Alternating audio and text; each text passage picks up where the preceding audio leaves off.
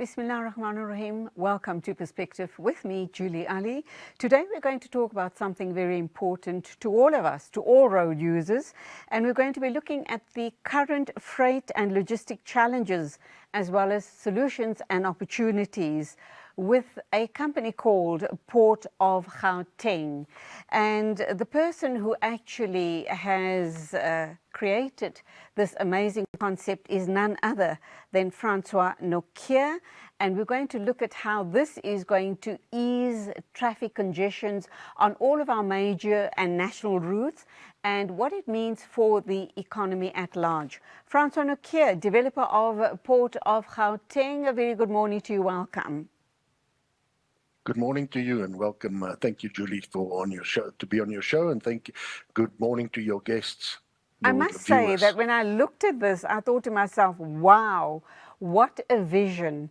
And I'm hoping and praying that as we share the information with our viewers this morning, that it comes into fruition sooner rather than later. So you're the developer of Port of Gauteng. Can you tell us a bit about yourself and what inspired you to take on this massive project? I've been in the property business 37 and a half years. I started selling land when I was just before I turned 24. And many years ago, I sold Limborough Park industrial area to retail property projects. So I've always had an interest in industrial land. And then some years back, I realized how expensive land got in Durban for warehousing and how expensive it is to build warehousing in Durban because of the land. It's the Valley of 1,000 Hills. You know, it's extremely expensive. That stuff they're building there by Camperdown out on the N3. The earthworks cost billions of rand.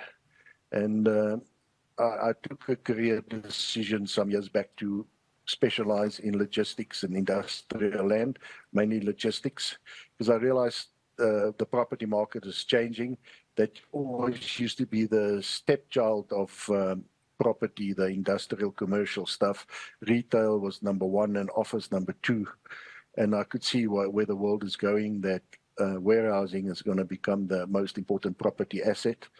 And what interested me was, shopping centers sometimes is good for 20 or 30 years, then the area change, or residential. You get a lot of chains all over the world in suburbs.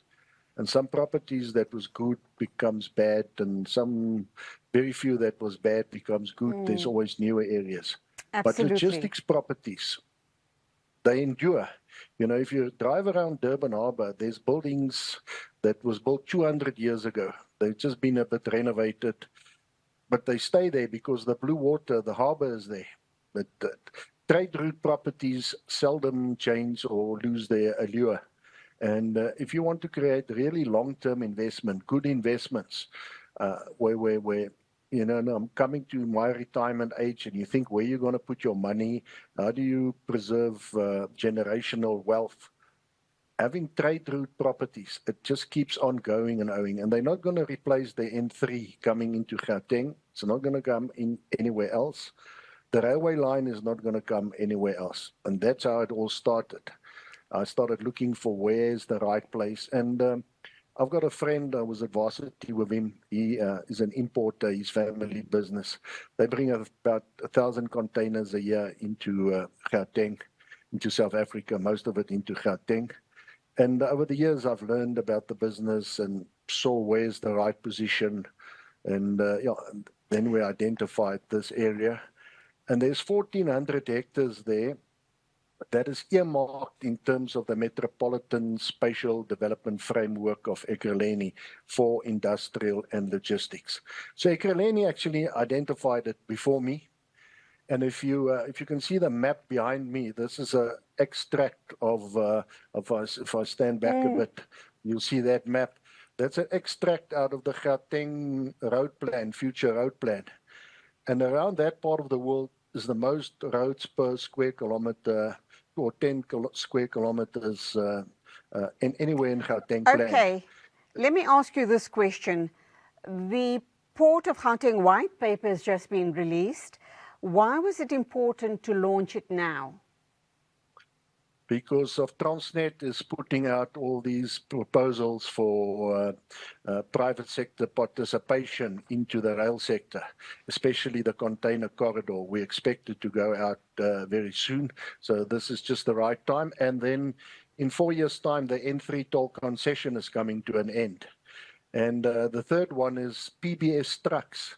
The government kept it sort of under wrap and didn't progress any further with the approval or full-on approval of PBS trucks. They're called performance-based trucks, the longer safe trucks. And the government has just given the go-ahead for that to be further studied so that they can be fully allowed on the roads. So there's quite a few things that came together. And then the economy is changing. We are buying cheaper cars, higher volume of everything, but lower margin. So logistics is becoming very important when you've got high volumes and low margin stuff. You know, car sales are up 25%, the passenger cars. It's up 25% in August on last year's. Shein, Timo, Amazon is coming. So our retail logistics landscape is changing in South Africa. Okay, so we do know South Africa's logistics system is often described as under pressure. From your perspective, what are the biggest inefficiencies and risks, especially along the Durban-Gauteng freight corridor? The biggest inefficiency is the railway line. It loses billions of rand a year. The railway line is 690 kilometers from the port of Gauteng to the port of Durban. The road is only 550. It's all a double highway now. You don't have to take a dangerous you know, you don't need to go on the wrong side of the line to overtake. It's double thing, so it's safer. It's 550 kilometers. The rail is 690. And our biggest risk is that that railway line closes, that nobody can run a train on it. They can't compete. Trucks just get cheaper and the tolls get cheaper for trucks. And the railway line closes. Then it's going to be a truck highway from Durban to Gauteng, which is going to make it very difficult for people to go and visit their family in Durban and go on holiday in Durban. So it's very important, but especially for the community in Gauteng who's got family and historical ties to KwaZulu-Natal. They transverse it quite regularly, and it's getting more and more trucks and as a percentage to cars. When we talk about Transnet and we talk about the railway lines, there has been talk recently that it will be revived and it will take the burden off the highways or the national roads.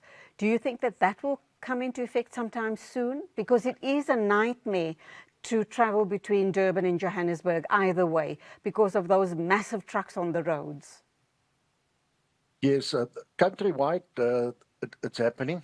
And all the other corridors, the iron ore corridor, the magnesium corridor from PE to Northern Cape, the coal line, the players in there are not many players, it's the miners, and they've all created one entity to deal with the government. But the container corridor, the one that runs from Durban to Gauteng, is so diversified. There's so many people that use it, so they can't get one entity to negotiate with Transnet. And this is the problem line. This is the line that loses billions of rand a year. So even if they take it to private sector, I don't think the private sector involvement is enough to cut the losses. So you need some form of subsidy or some form of plan. And that's why I issued the white paper. I've shown how it can be done correctly, that we have the railway line and the N3, and that half the cargo goes on the railway line and half of it goes on the road, that there are space for passenger cars. But it's going to be very difficult because of the losses. Okay, we're going to talk about the impact of Shein, Temu and Amazon, how that's going to further impact on road usage. You have indicated that it will be split between the railway lines and long-haul trucks, but we will go into that in more detail right after our ad break, so please do stay with us.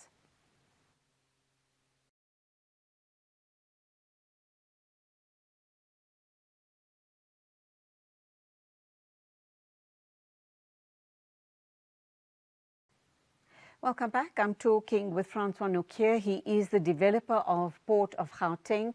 And what's very exciting about this discussion is the jobs it's going to create. I'm more than certain this talks about job creation. But let's just go back to my previous question before the ad break regarding Shine, Temu and Amazon.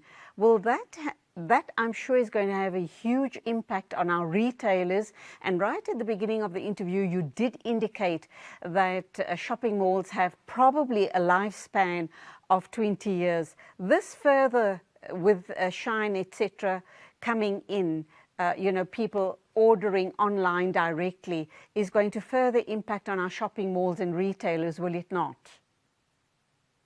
It will, but the interesting thing that's going to happen at the moment, all their sales or all their orders gets flown in. But that's not going to be forever. Sooner or later, they're going to set up warehousing. And then the stuff is going to come in containers. Then suddenly the cargo changes from landing at ORT and then get distributed to coming in a container at Durban Harbour and coming up to Gauteng. So that will add a few hundred trucks to that road. And with the e-commerce business booming all over the world, so that will add volume to the N3 and also change the retail shopping center landscape. What's your vision for Port of Gauteng, and how do you see it transforming South Africa's logistical situation? Yes, that's a very good question, and I'd love to talk about it. I would like, when the N3 toll concession comes to an end, that we're going to have, by that time, we'll have the economic transport regulator, that it converts from a profit-based model to a demand and a cost recovery basis, so that we can get the tolls as low as possible, but also that the economic regulator then look as to how much of the tolls can be used to subsidize the rail, that we don't just end up with a truck highway. And then these PBS trucks, the longer trucks that can take 2 containers at a time, 2 12-meter containers, because at the moment, South Africa's trucks are, the legal length of a normal truck is 22 meters, so it can't take a 2 12-meter container. And 85% of the containers coming into South Africa is a 12-meter container. So the bulk of the trucks on the N3 is only a 17-meter truck. It's not efficient. So if you allow them to go to 2 12-meter containers, then you can toll them more. They are abnormal trucks, so they have to have a permit. So they can't go off the N3 and skip the tolls. So the tolls can then get extra money. So then they've got much more money than they need to maintain the road. That money then can go over and subsidize the rail. Then we can get a nice balance. So there's a few things that must happen. The toll concession, when it comes to an end, must be reorganized to assist with the railway line. These PBS trucks must be allowed from the Port of Durban to the Port of Gauteng. And the Transport Economic Regulator must see what is the correct, how low can the tolls go, that there's money to subsidize the rail. Then we can have an efficient cargo system or freight system between Durban and Gauteng, where there's place for passenger cars. And then Easter Monday, 16th of December, all these peak holiday periods, the tolls on the trucks can be increased drastically, that only emergency trucks run on those days on the highways. It makes it so much easier for people to get to their family and their holiday destinations and to get back home. Okay, let's talk about the investment here. We're talking 50 billion, not million, billion. Talk us through those figures and what the inland port of Gauteng will actually look like and its impact on the surrounding suburbia. Okay, 1,400 hectares is big. That's basically a Whiteville and an L road. And on these, if you build warehouses, you build about half of your stand is a warehouse. So if you take 1,400 hectares, then it means there's 700 hectares of warehousing, which is massive, but they'll come, it won't be as densely developed because a lot of it will be truck yards, which is not, won't have buildings up, will just be places where trucks park. Then we'll have a major container terminal of about 100 hectares, where the containers will be uploaded and unloaded. And it won't be fully used, the 100 hectares now, but you must keep space for the next 20, 30 years expansion. And then it also will need a car terminal where all the cars that gets imported or made in Keberga, that they come up to Gauteng, where they can get unloaded and hold there till they go to the dealerships. So that will take up about 200 hectares. So about 1,000 hectares will be warehousing sites. And that's how you get to 50 billion. And all those warehouses are going to need security, and they're going to need forklift drivers and administrative people and logistics people and drivers. Can I come in here, please, Francois? Is this going to be private ownership of the warehouses, or it is private? 100% so correct. when can people start? When can people start applying to buy those warehouses? Because this is all to do with long-term planning, is it not? Yes, no, yeah. There's over 100 different sections of property making up this 1,400 hectares. My company owns 260 hectares of the 1,400. There's another 105 or so small holdings, because this is small holdings. Yes. It's Mapleton Agricultural Holdings and Vlakplaas Farm Area. So there's lots of small holdings that people from Durban, if they want a truck yard in Gauteng or a distribution center, or they want to build their own warehouses, they need to come up there, get an agent. There's about 400 hectares that is for sale now. So a lot of older people, some of them that were born there, it's ready to go to retirement villages or to a townhouse that's now living on a 2-hectare or a 5-hectare plot. It's getting too much for them. They want to sell. So, yeah, there'll be a lot of real estate activity happening there. And we foresee a lot of business people in Durban buying their future property or their future warehouse site there.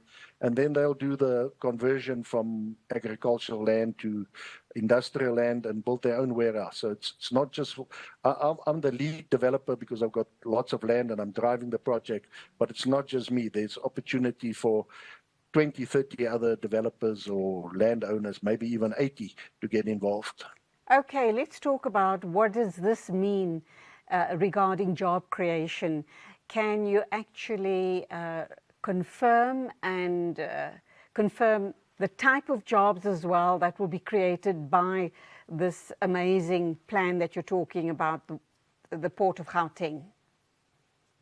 There'll be at least 50,000. I don't want to overstate it, but and it will be all kinds of work, from security guards to forklift drivers to transport planners to senior logistics managers to warehouse managers.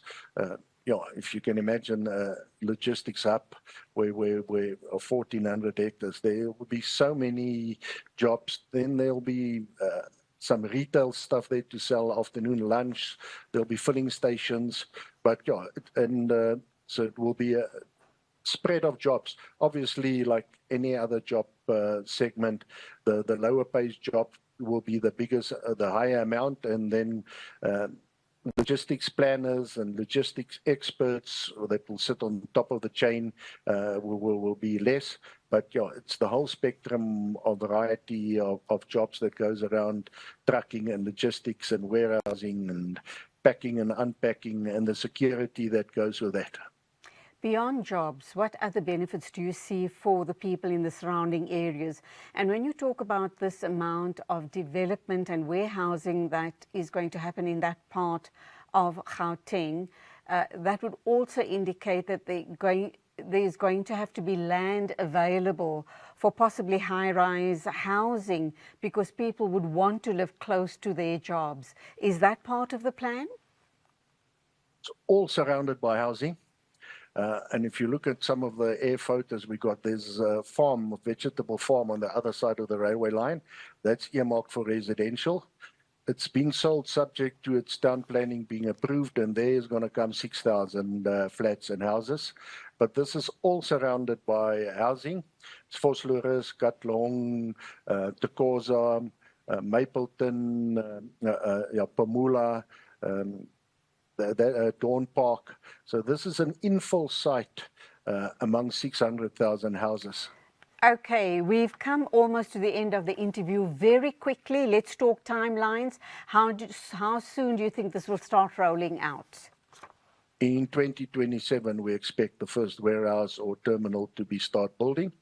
And if the government agrees to our request that PBS trucks get allowed from Durban to Gauteng, and the toll is rehashed that it can subsidize the rail, we think this thing will take off at a breakneck speed, because if you got the container and the car terminal there, the rest will follow so quickly that the bulk of this could be developed by 2040. Francois, developer of Port of Gauteng, thank you indeed. You're dreaming big, and we hope and pray that all of this comes to fruition in as early as possible so that we can get the job market off the ground as well. Thank you indeed for talking to us. God bless and have a great day. Thank you, Julie. Same to you. Please don't go away. We have our next interview lined up, and we're going to be talking to someone who was on the Sumud flotilla. His live experience, what it meant to him, and where to from here after such an amazing experience. So do stay with us.